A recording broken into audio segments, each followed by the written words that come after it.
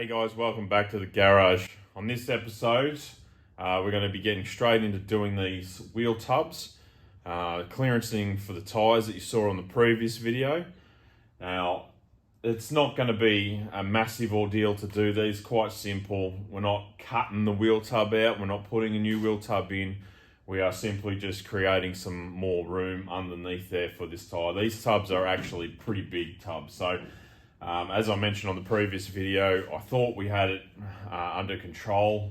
You know, it was very tight where it was going to sit, but with all the geometry of the suspension and everything, that's changed. So we'll have to push the inside close to the rail, and then we'll be cleaning up this edge. Now, as I mentioned on a previous episode, this was welded a long time ago. They actually cut this and welded it a long time ago because this is bronze welded with an oxy. So someone's done it in their backyard in, you know, America somewhere, and obviously didn't care how it looked. They obviously just wanted to clearance it for the tyre and just go racing. So we'll be trying to clean this up a bit and try and get some sort of clean radius on this.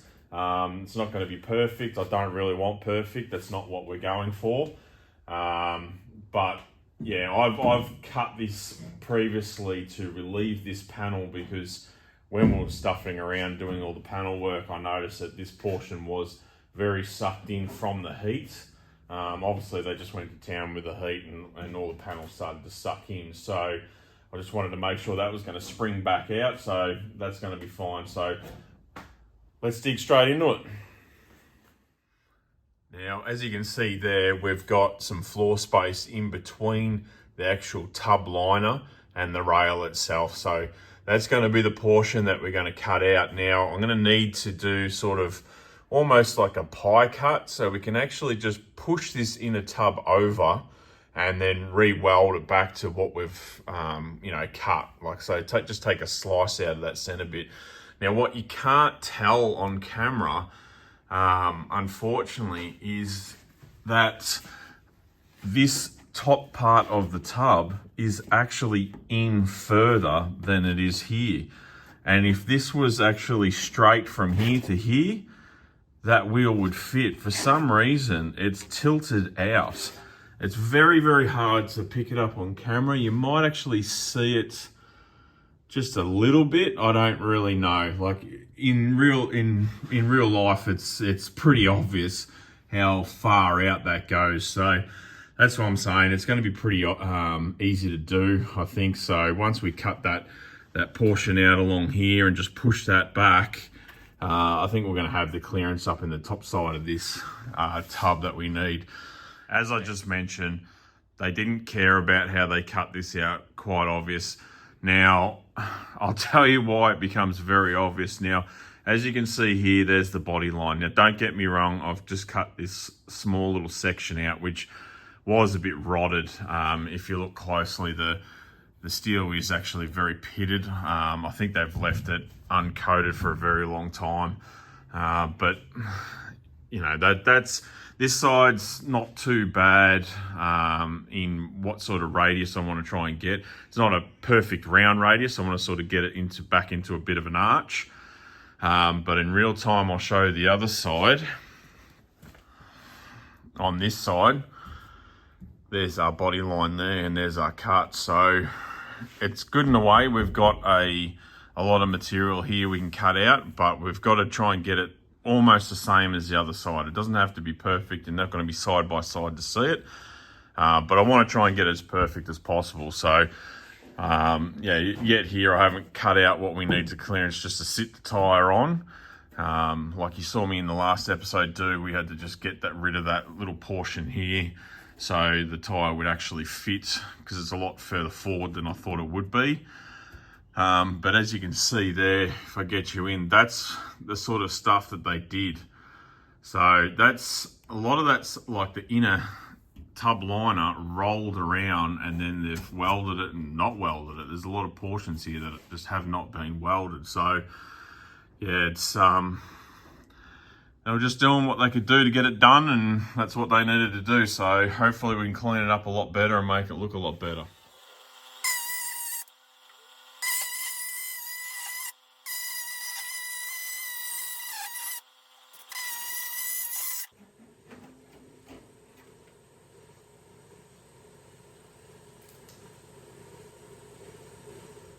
Righto, so there's the beginnings of what we sort of need.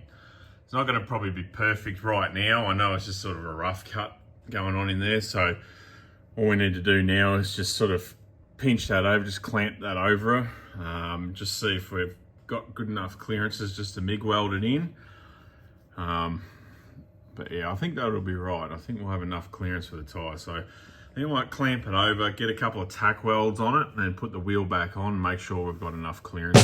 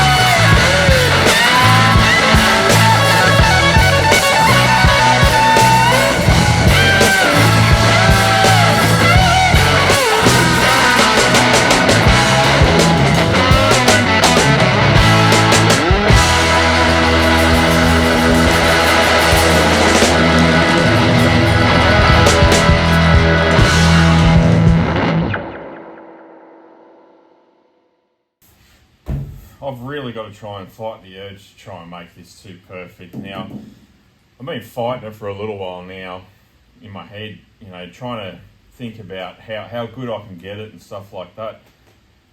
The problem is I don't want it good. And I know there's a lot of guys sitting back going, oh, that's the worst bodywork I've ever seen. Good. That's where we want to go, because you know from where we've come from, how bad that lip really was. And essentially I want this to blend into the rest of the car. And the rest of the car it's not straight by any means. This car's been hit a few times. I think it's had bonnets replaced, guards replaced, things of that nature. Now at some point, someone obviously did love the car.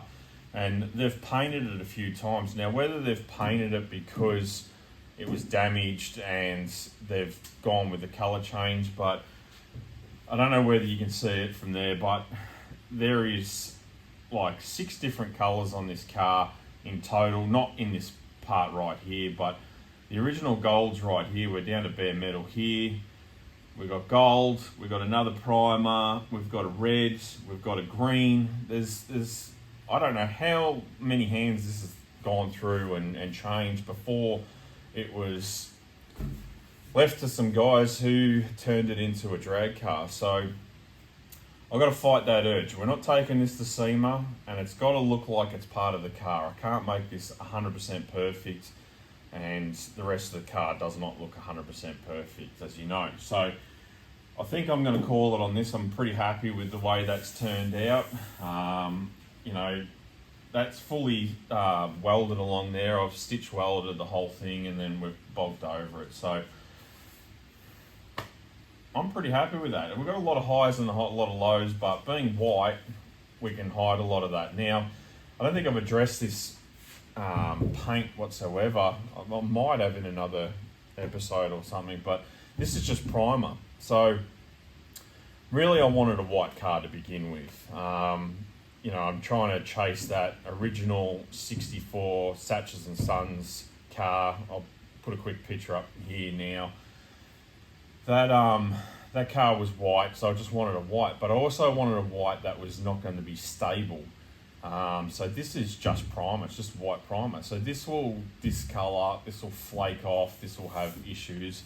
You know, I want rub throughs, I want things like that. I want it to look like it wasn't rebuilt yesterday or tried to be built yesterday. I want it to look like it was done 60 years ago. So chasing all the problems on this car, I'd end up with I'd probably better off just going to buy another car in really good nick. So I've got to stop it. I've got to stop trying to chase all this out and make it look perfect. I think I'm just going to call it. So I'm going to get into here and just make sure that this is not bad. We've got no big pinholes or anything in there, but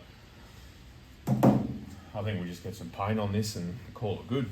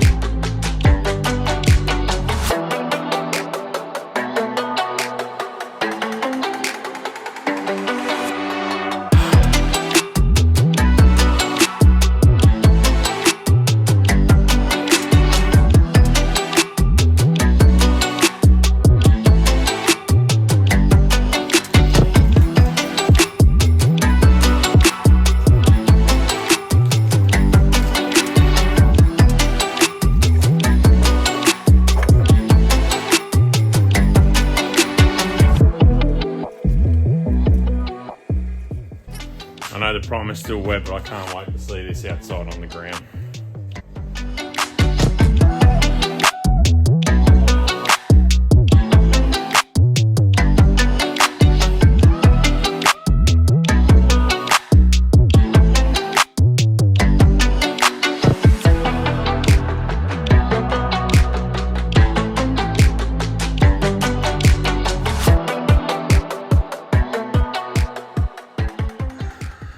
For the first time in a long time, this thing's been sitting in that shed for ages now, and this is the first time it's been outside in 2 months.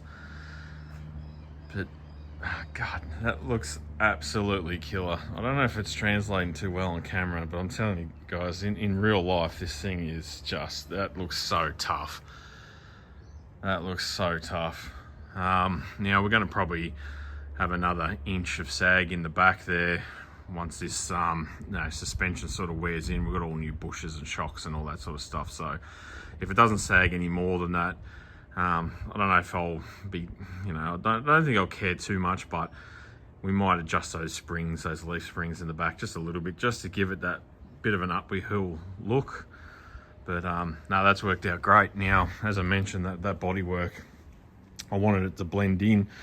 White hides a lot of stuff, but you look closer and you start seeing, all the ridges and holes and things like that. But it's the same for the rest of the car. The whole car's, it's bad. It's bad, but it's good. It's actually a really good rust-free sort of car. There's barely any rust in this thing. It was actually amazing how, I took off the front guard, and even in behind the guard where I'd assume would start rusting out in this lower bottom, quarter section here, inside and outside, no rust. So where that sill's sitting, it curves in behind the guard, absolutely perfect. Nothing wrong with it, not a bubble on it. So, it's been a really, really easy car to do body work on because we're doing a bit of a, beater look, but I reckon that's worked out well. And the other side's exactly the same, obviously. But no, it's great. I've put a lot of weight on the back of the car to push down over that tyre. I'm still got a heap of clearance, so I'm not worried about that whatsoever. But seeing it from the back, I hope that's coming up well on camera. But those meaty boys in the back, that looks tough. That really looks tough. So I'm really happy with that. Well, guys, thanks for sticking with the videos and stuff like that. For those who are sticking with them, I know this is a bit of a slow process. This isn't, this is no overhauling or anything like that. I'm doing it in my spare time, when I can in my shed, obviously. So, yeah, that's great. I'm really happy with the result of that. So in the next video, I'm definitely going to be getting into that bonnet. I want to get that bonnet on so we can see exactly what the car profile looks like. I'm just really eager to see it as somewhat complete. I know we don't have glass in it and things like that, but at least that'll give off its profile a little bit better. So that'll be the next video, is actually getting that teardrop scoop on and getting that on the car painted.